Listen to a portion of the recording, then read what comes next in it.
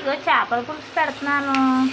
బెండకాయ, వంకాయ ఇవన్నీ వేసి పులుసు పెడుతున్నాను. ఇప్పుడు వండుతుంది ఏంటి అక్క, పొద్దున్న వండలేదేమో అనుకుంటారు. మా పొద్దున్న బీరకాయ రైలు ఇందాక చూపించాను కదండి. రేపు పిల్లలకి క్యారెట్లు కావాలి. అయితే మా చిన్నోడు చేపల పులుసు తింటాడు, మా పెద్దోడు తినడు. వాళ్ళకి పొద్దున్న ఫ్రైడ్ రైస్ చేద్దాం, మా చిన్నోడు పొద్దున్న ఎట్టుకెళ్తే పొద్దున్న అవ్వదు కదా అని చెప్పి ఇప్పుడు చేపల పులుసు ఇప్పుడు వండితే పొద్దున్న బాగుంటుంది కదా అని చెప్పి చేపల పులుసు పెట్టేస్తున్నానండి. ఇప్పుడు అల్లం వెల్లుల్లి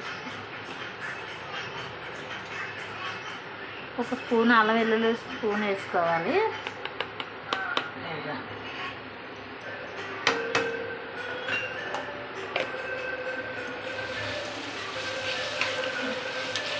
అల్లం వెల్లుల్లి పేస్ట్, బెండకాయ అన్నీ వేసుకుంటే టేస్ట్ బాగుంటుందండి. పులుసు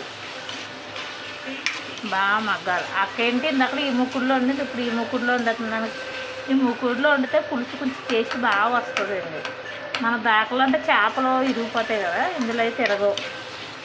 అందువలన ఒకటి ఉంటుందని ఇందులో పెడుతున్నాను అన్నమాట. తోమిసేనండి, తోమకంట వండేసారేమో అనుకుంటారేమో. పురుగు ఇప్పుడు చేపలు ఇట్లా చుదువులు అంటారండి, చుదువులు మాట ఇది. అయితే ఇప్పుడు ఇందులోకి కారం వేస్తున్నాం. మేము కారం ఎక్కువ తినం, అందువల్ల తక్కువ వేసుకుంటాం. మీరు ఎక్కువ తిన్నోళ్ళు ఎక్కువ వేసుకోవచ్చు కదా.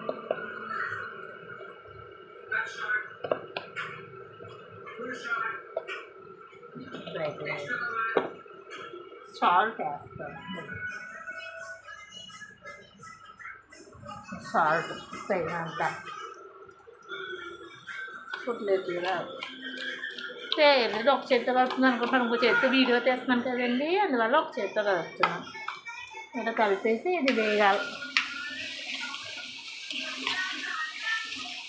బాగా వేగిన తర్వాత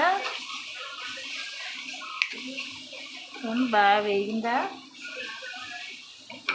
ఇప్పుడు ఇది ఇందులో వేసేయాలి. చేపలు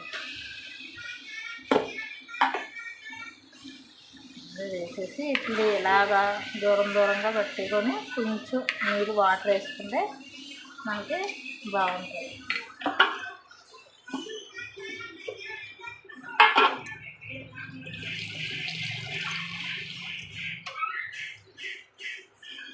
ఇలా కొంచెం వాటర్ వేసుకుని